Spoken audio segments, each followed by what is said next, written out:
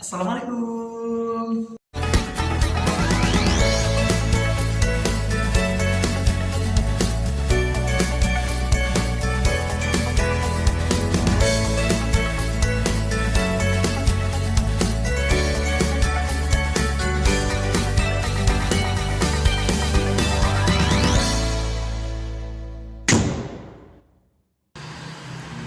Assalamualaikum warahmatullahi wabarakatuh.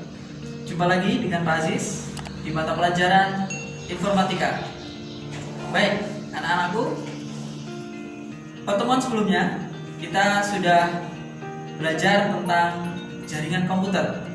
Ya, baik itu jaringan komputer lokal maupun jaringan internet. Ya, hari ini kita akan belajar dan membahas masih ada kaitannya dengan materi tentang jaringan komputer. Apakah itu? Yaitu enkripsi data. Ya, mungkin sebagian di antara kalian sudah banyak yang mengenal tentang enkripsi data atau paling tidak sudah pernah mendengarnya. Ya, tentang enkripsi data. Apa sih enkripsi data itu?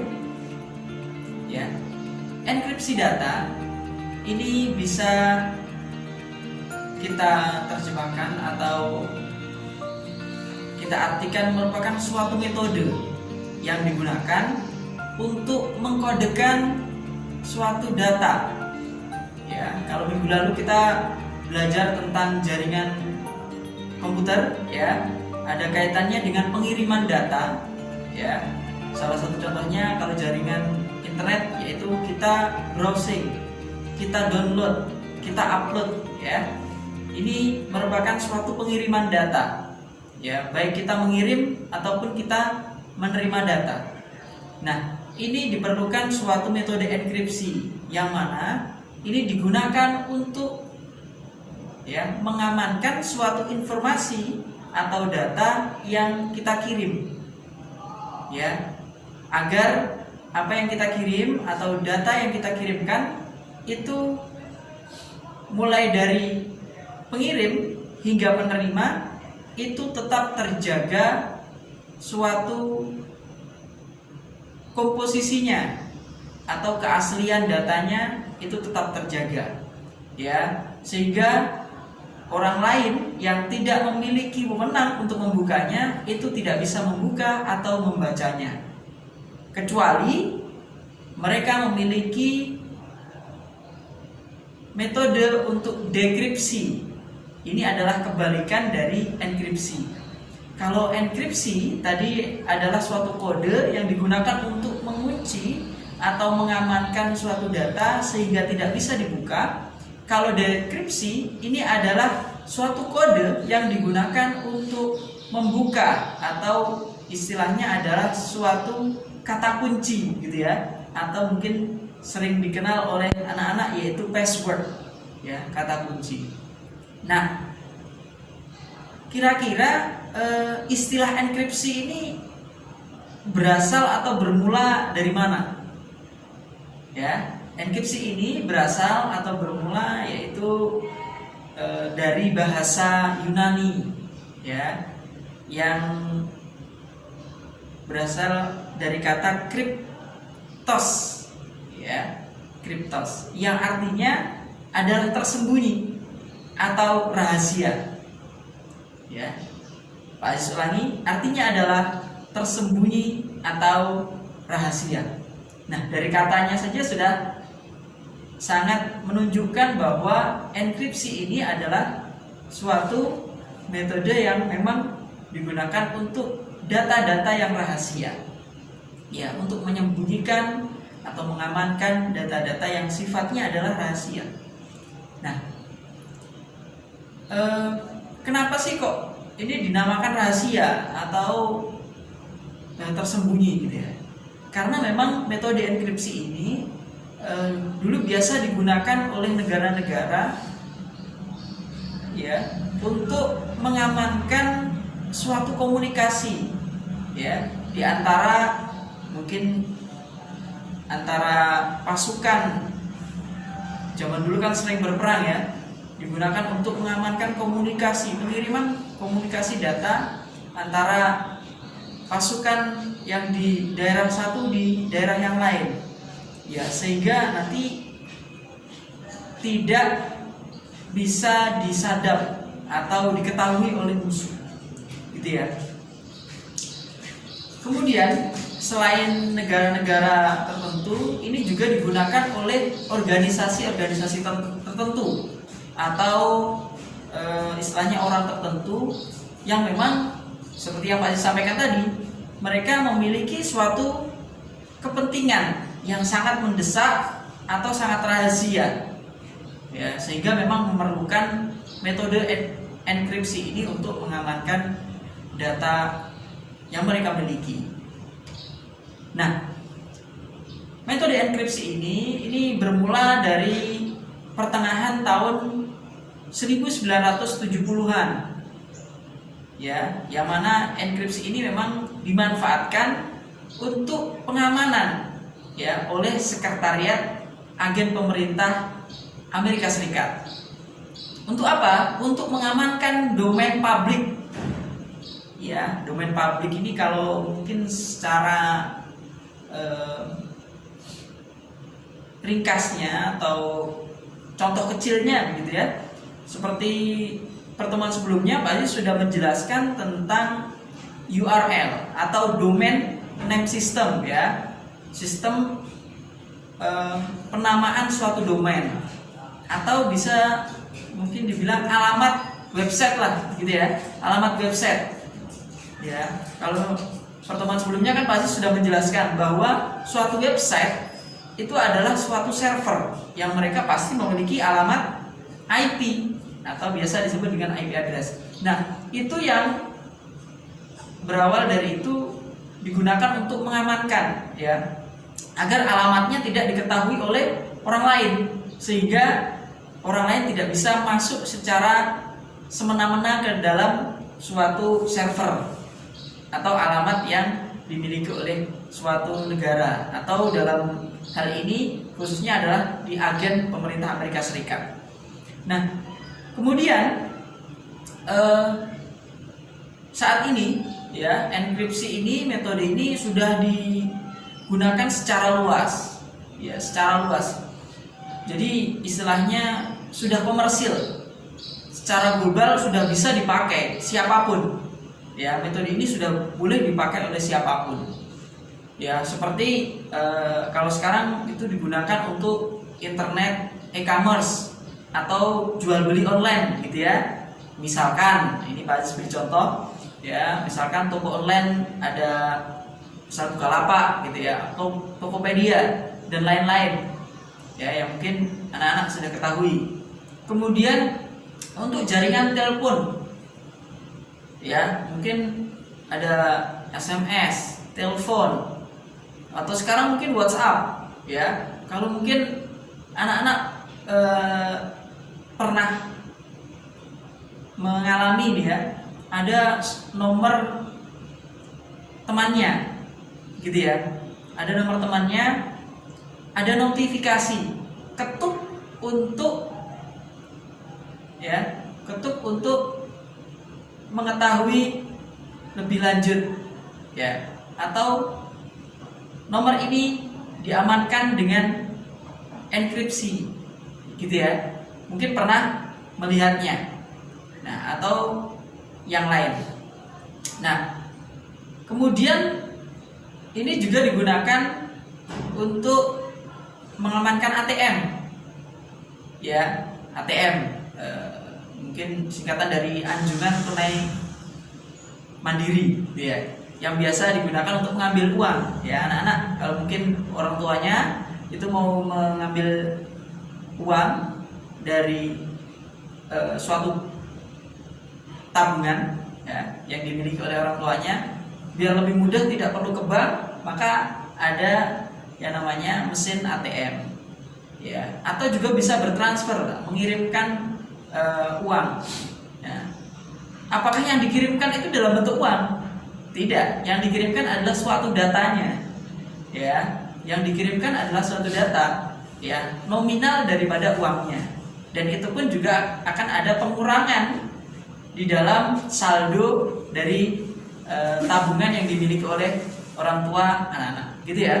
Jadi makanya harus ada suatu enkripsi atau pengamanan data. Kalau tidak, bisa dibayangkan kalau misalnya tidak ada enkripsi, kemudian setiap orang bisa tahu atau bisa mengambil uang walaupun tanpa ada kata kunci gitu ya, hanya memiliki kartunya itu bisa mengambil uang. Wah, ini bahaya. Makanya harus ada suatu enkripsi data, atau tadi misalnya salah satu contoh kecilnya adalah password tadi. Contoh kecilnya ini ya, contoh yang salah satu contohnya adalah message authentication code atau MAC. MAC biasanya ini ada istilah ini di ini ya, kalau anak-anak sudah pernah membuka IP addressnya di pengaturan WiFi misalnya, kalau connect WiFi atau LAN kalau menggunakan kabel, itu ada biasanya diberikan MAC address. Jadi setiap komputer yang terkoneksi dengan internet itu akan diberikan namanya MAC address atau message authentication code tadi. Jadi suatu kode yang memang itu dikhususkan untuk menerima suatu pesan, ya. Jadi alamatnya harus jelas, gitu ya. Makanya digunakan MAC ini. Kemudian ada digital signature. Digital signature. Jadi suatu tanda tangan digital. Nah, kalau biasanya anak-anak ya, contohnya ketika menerima ijazah atau mungkin menerima sesuatu, itu biasanya diminta untuk tanda tangan, ya kan? Nah, tanda tangan ini adalah salah satu dari suatu hal unik yang memang harus dimiliki oleh setiap orang untuk menjadi suatu kode tersendiri, ya. Untuk misalnya tadi menerima suatu barang atau memang menjadi suatu identitas dari suatu dokumen, gitu ya. Jadi memang ini miliknya Pak Aziz karena ada tanda tangannya Pak Aziz. Pak Aziz misalnya mau mentransfer uang, maka Pak Aziz juga tanda tangan di sana. Ya, itu untuk menunjukkan bahwa ini memang betul-betul Pak Aziz yang mengirim. Itu ada di signature atau tanda tangan. Nah, di sini ada digital signature. Jadi tanda tangannya dirubah ke dalam bentuk digital karena memang dunianya sudah dunia digital atau berbasis internet dan sebagainya. Oke. Kemudian selain untuk mengamankan data, nah enkripsi ini juga untuk melindungi dari analisis jaringan komputer. Jadi biasanya kalau anak-anak tahu mungkin ada film tentang hacker gitu ya. Suatu hacker itu untuk dapat menyusup ke dalam suatu komputer ya, atau membobol suatu keamanan, maka dia harus menganalisis dulu jaringan yang ada di komputer itu. Kira-kira yang mana yang bisa dimasuki, atau pintu mana yang terbuka, atau pintu mana yang kuncinya tidak kuat. Nah, ini maka diperlukan suatu analisis data, analisis analisis jaringan komputer, sehingga maka perlu digunakan metode enkripsi ini. Ya, itu sekilas tentang enkripsi data. Ilustrasi untuk proses enkripsi yaitu seperti berikut. Ya, jadi di awal pengirim itu dalam bentuk plain text, misalnya pesannya dalam bentuk plain text atau teks seperti biasa, misalnya tolong saya, ya pesannya itu biasa. Kemudian dienkripsi menggunakan suatu algoritma, ya menggunakan suatu algoritma atau suatu metode untuk enkripsi tadi, ya, dengan menggunakan cipher, ya, sehingga dirubah kata-kata permintaan tolong tadi menjadi suatu kode yang acak yang menggunakan enkripsi tadi. Kemudian dilakukan dekripsi atau membuka daripada kunci enkripsi tadi dengan menggunakan algoritma yang sama, ya, sehingga berubah kembali menjadi plain text atau kalimat yang awalnya dikirim. Jadi ini adalah suatu ilustrasi yang secara sederhana gitu ya. Jadi berawal dari kata-kata biasa, ya, atau plain text, kemudian dirubah dienkripsi menjadi sebuah cipher text, kemudian baru ketika sampai di penerima itu harus dideskripsi agar menjadi suatu plain text lagi, ya, atau menjadi teks awal. Itu adalah ilustrasi sederhana tentang metode enkripsi. Kemudian salah satu contohnya yaitu ini ada metode enkripsi Caesar cipher namanya, ya, Caesar cipher. Ini metodenya adalah dengan cara memindahkan, ya, 3 abjad ke belakang, ya, 3 abjad ke belakang. Contohnya begini, ya, plain text-nya itu adalah A, B, C, D sampai Z. Misalnya ya, A, B, C, D sampai Z. Ya. Kemudian ciphernya, ya, ciphernya itu adalah berarti 3 abjadnya dipindah ke belakang. Berarti A, B, C, ya, kemudian bisa ditambah dengan D, E, F gitu ya, A, B, C, D, E, F, ya, ada 6 berarti ya. Kita pindah ke belakang.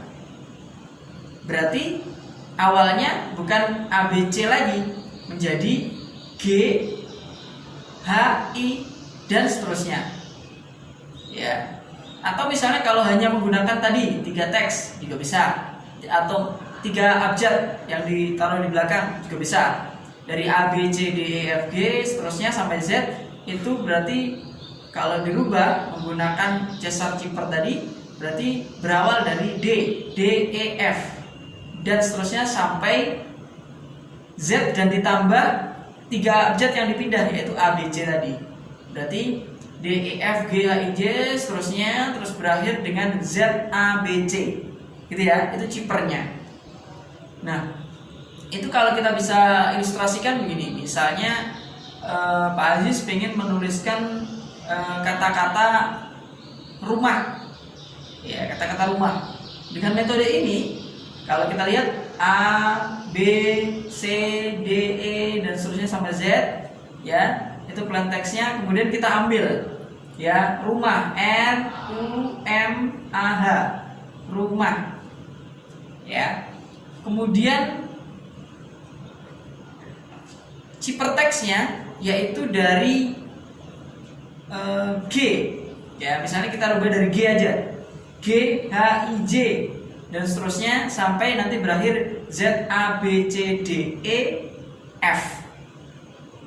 Nah, sekarang kita tarik suatu garis, R-nya, ya, berpasangan dengan X, U-nya dengan A, M-nya dengan S, kemudian A-nya dengan G, H-nya dengan N.